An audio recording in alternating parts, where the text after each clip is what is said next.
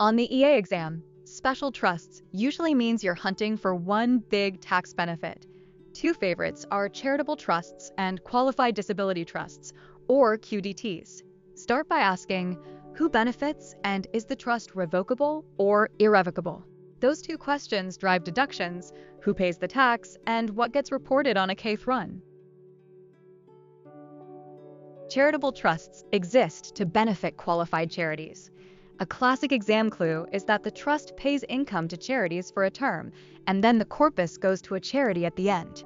Another huge clue: it's irrevocable. That means the grantor can't just change their mind later without beneficiary permission. In exchange, the grantor may get an income tax deduction for the value of assets contributed, subject to the usual charitable limits. Picture the exam example. The trust pays 50% of income to a church and 50% to the SPCA for 10 years. Then the remaining principal goes to the Smithsonian. All qualified organizations. The testable takeaway is not the percentages. It's that the beneficiaries are charities and the trust is irrevocable. If you see local church, 501(c)(3), and irrevocable, your charitable trust radar should go off immediately. Now QDTs. A qualified disability trust is designed to build and protect resources for a disabled beneficiary. The exam loves the annual exemption.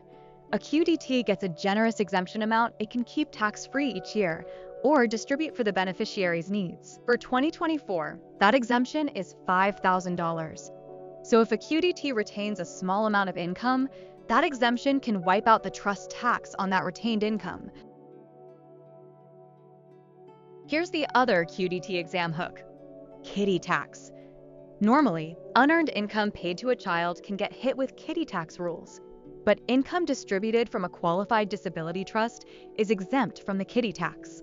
So even if the beneficiary is 18, 19, or a dependent, QDT distributions don't get pulled into the Kiddie Tax regime. That's a big, weird exception, exactly the kind of thing the EA exam tests. Finally, connect this to Form 1041 mechanics. Trusts can be pass-through entities. The trust generally gets a deduction for distributions, and the beneficiary pays tax on the distributed income. That's why Schedule K-1, Form 1041, matters. The K-1 tells the beneficiary what to report and what character it keeps. Interest stays interest, capital gain stays capital gain, and so on. Use the Nora QDT example to tie it together. The trust earns $19,000 of interest and distributes $16,000 for Nora's care. That $16,000 is taxed to Nora as interest on her 1040 reported via K-1, but it's not subject to Kiddie Tax because it came from a QDT. The trust keeps $3,000.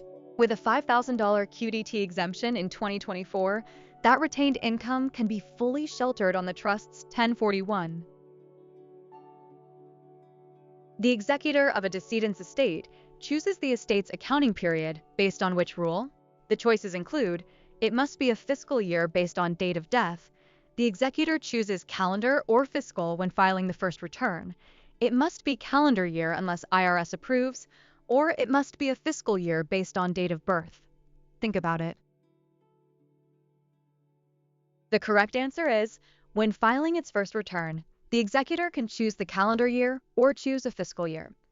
Estates have flexibility, and the election is effectively made on that first Form 1041. A tempting wrong answer is the date of death forces a fiscal year idea.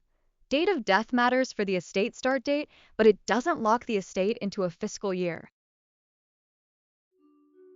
Harrington died April 10th.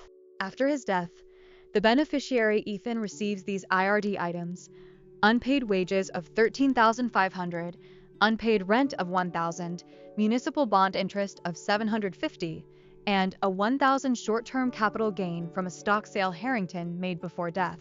What amount must Ethan recognize as taxable income, and what is the nature of that income?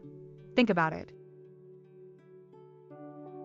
The correct answer is $14,500 of ordinary income and $1,000 of short-term capital gain. IRD is taxable to whoever receives it, and it keeps its character. So wages plus rent are ordinary income. The stock sale gain stays short-term capital gain. The muni bond interest is the trap. Even though it's IRD, it's still tax-exempt, so it's not included in taxable income.